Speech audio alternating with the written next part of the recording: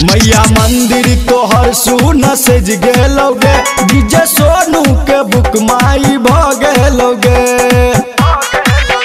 मैया मंदिर तोहर सुन सज गेलोगे, डीजे सोनू के बुक माई भगेलोगे।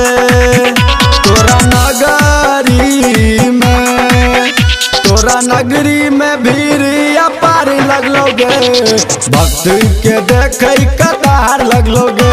तोरा नगरी में भीड़ अपार लगलोगे, भक्त के देखे कतार लगलोगे।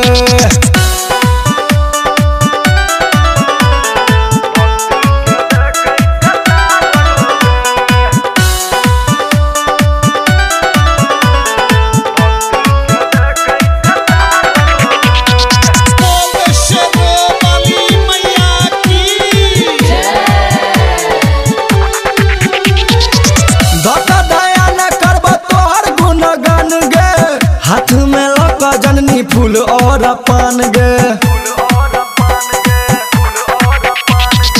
सिंह सवारी तोहर बड़ा निक लागो। चुनरी गोटेदार तोरा मसाजो, तोरा चरण में झूमी संसार एलोगे, भक्त के देखे कतार लगलोगे। तोरा नगरी में भीड़ अपार लगलोगे, भक्त के देखे कतार लगलोगे।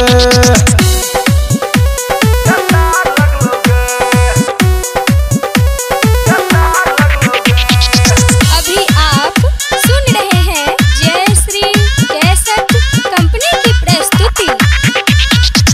गबौरी सुमैया तोहर भजनवा, बेटा साजन ले खोलई नया नवा। मांगी ने तोरा सयन दान सोनवा, बेटा छो तोरे मैया दी ध्यानवा।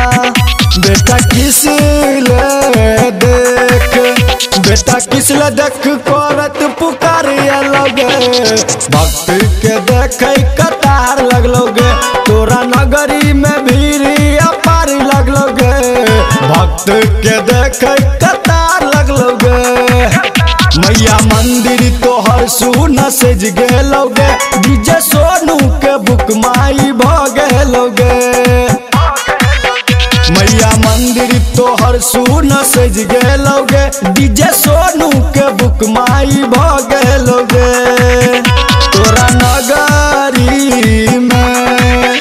तोरा नगरी में भीड़ अपार लगलोगे, भक्त के देखे कतार लगलोगे। तोरा नगरी में भीड़ अपार लगलोगे, भक्त के देखे कतार लगलोगे।